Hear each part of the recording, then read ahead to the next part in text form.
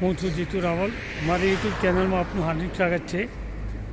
જો તમને મારો વિડીયો ગમે તો લાઈક કરજો, શેર કરજો અને કોમેન્ટ કરજો.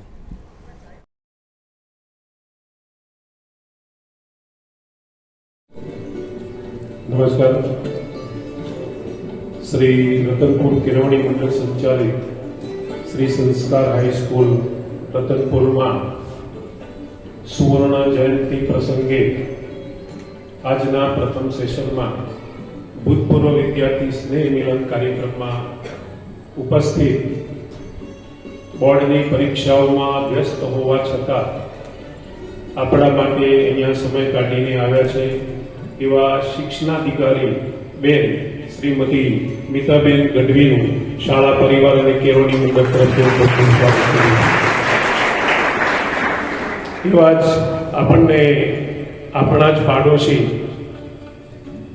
મસાલ ગામના વતની ઉમેદગઢ હાઈસ્કૂલના આચાર્ય અને હમણાં પરમ દિવસે જ જેમને સમગ્ર ગુજરાત રાજ્યમાં આચાર્ય સંઘના પ્રમુખ તરીકે બિનહરીફવરણી થઈ છે એવા ભાનુભાઈ સાહેબ ઉપસ્થિત છે, ત્યારે એમનું પણ હું સ્વાગત કરું છું.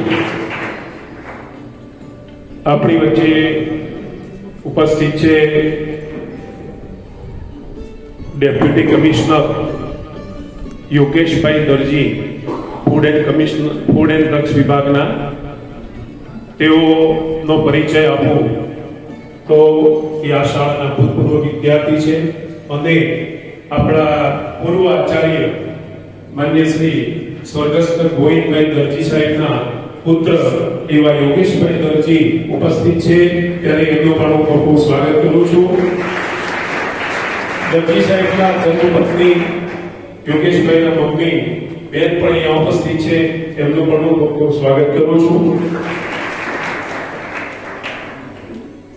આપણે આજીવન ઇનામી યોજનાની શરૂઆત કરી ત્યારે આપણને એમ હતું કે દાનનું કેવી રીતે થશે, ત્યારે મધુભાઈ સાહેબ આપણને મળ્યા, કાર્યપાલક ઇજનેર આણંદ, મૂળ રતનપુરના વતની.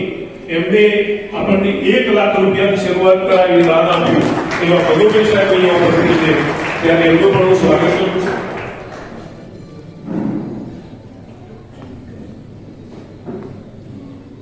પ્રફુલભાઈ પટેલ આપણા પૂર્વ પ્રમુખ શ્રી વિઠ્ઠલભાઈ પટેલ બતાદા, એમના પુત્ર એવા પ્રફુલભાઈ આપણને મુખ્ય મહેમાન તરીકે મળ્યા છે. એમનું શાળા પરિવાર અને કેળવણી મંડળ તરફથી ખૂબ ખૂબ સ્વાગત કરું છું. ભાર્ગવી પટેલ આ શાળાની ભૂતપૂર્વ વિદ્યાર્થીની, અત્યારે જીપીએસસી ક્લાસ 2 ની પરીક્ષા પાસ કરી અને કચ્છ ખાતે એ પોતાની સેવાઓ બજાવે છે એવા ભાર્ગવીબેનને પણ આવકારીએ છીએ. મથુરભાઈ પટેલ કેએમ પટેલ હાઈસ્કૂલ લીડરના પૂર્વ શિક્ષક, આ કેળવણી મંડળના કારોબારી સભ્ય અને જેમને આ સંસ્થાને આજીવન ઇનામી યોજનાની અંદર 21,000 નું દાન આપ્યું છે એવા મથુરભાઈને પણ આપણે આવકારીએ છીએ. એમનો અભિવાદન કરીએ છીએ.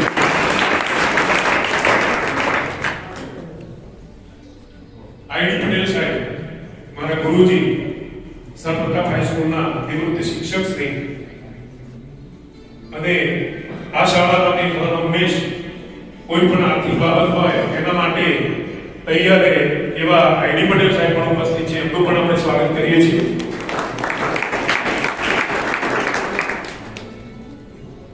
બંને મંડળીઓ, દૂધ મંડળીના ચેરમેન શ્રી પ્રકાશભાઈ પટેલ, આપણી વચ્ચે અતિથિ વિશેષ શ્રીમાં સાબરકાંઠા જિલ્લા આચાર્ય સંઘના પ્રમુખ અને કેએમ પટેલ વિદ્યામંદિરના આચાર્ય એવા શ્રી કિરણભાઈ પટેલ સાહેબ આપણે ઉપસ્થિત છે, ત્યારે એમનું પણ આપણે ખૂબ ખૂબ સ્વાગત કરીએ છીએ. આપણા જ અને હંમેશા ધોરણ 10 પાઠની વિદાય હોય ત્યારે આપણને વિદ્યાર્થીઓને માર્ગદર્શન પૂરું પાડે છે એવા મધુભાઈ સાહેબ ઉપસ્થિત છે, ત્યારે એમનું પણ આપણે ખૂબ ખૂબ સ્વાગત કરીએ છીએ. બીજા એક મહેમાન છે હિંમતનગર જલારામ વિદ્યા મંદિરના આચાર્ય અને હમણાં જ એમને પણ ગુજરાત રાજ્યની અંદર કલ્યાણ નિધિ મંત્રી તરીકેની જવાબદારી મળી છે એવા ગજેન્દ્રભાઈ ઉપસ્થિત છે ત્યારે એમનું પણ આપણે ખૂબ ખૂબ સ્વાગત કરીએ છીએ.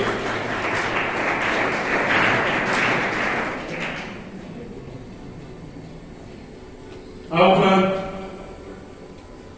શાળામાંથી પધારેલા આચાર્યશ્રીઓ સંજયભાઈ, જીતુભાઈ, સર્વે આચાર્યશ્રીઓ તેમજ ગ્રામજનો,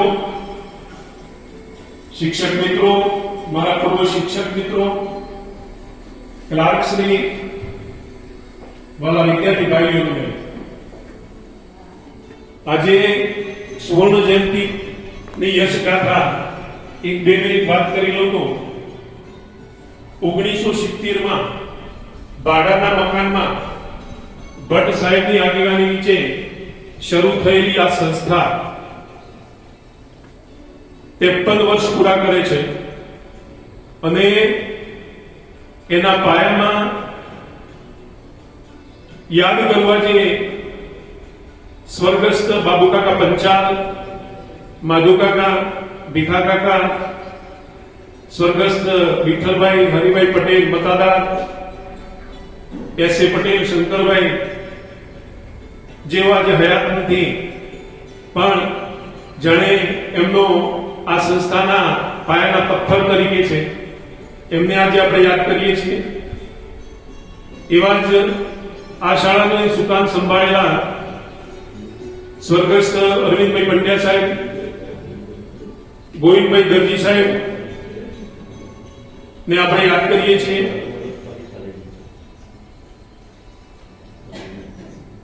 શામળભાઈ પટેલ અને સાથે સાથે સવારે જ આ શાળાના પૂર્વ શિક્ષક બીકે પટેલ સાહેબ પણ અહીંયા આવીને નીકળી ગયા. રેવાભાઈ સાહેબ, ભગાભાઈ સાહેબ, સુરેશભાઈ સાહેબ, મુકેશભાઈ, ઉષાબેન, આ બધા પૂર્વ શિક્ષક મિત્રો જેમને આ 50 વર્ષની અંદર આ શાળાની અંદર નિષ્ઠાપૂર્વક સેવાઓ આપી છે. એમાં એવું ખાલી સુરેશભાઈની એક વાત કરું તો સુરેશભાઈ 2021 માં નિવૃત્ત થયા છે.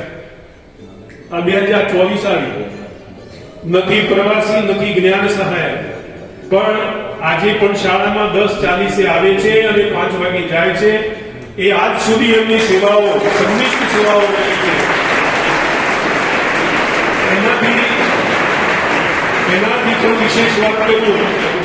એનાથી પણ વિશેષ વાત કરું તો આ શાળાની અંદર ભૂતપૂર્વ વિદ્યાર્થીઓમાં, ભૂતપૂર્વ શિક્ષકોમાં જે આજીવન ઇનામ યોજના છે એમાં એમને 1,11,000 રૂપિયાનું દાન આપ્યું છે.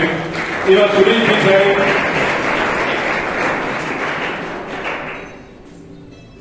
આ ઉપરાંત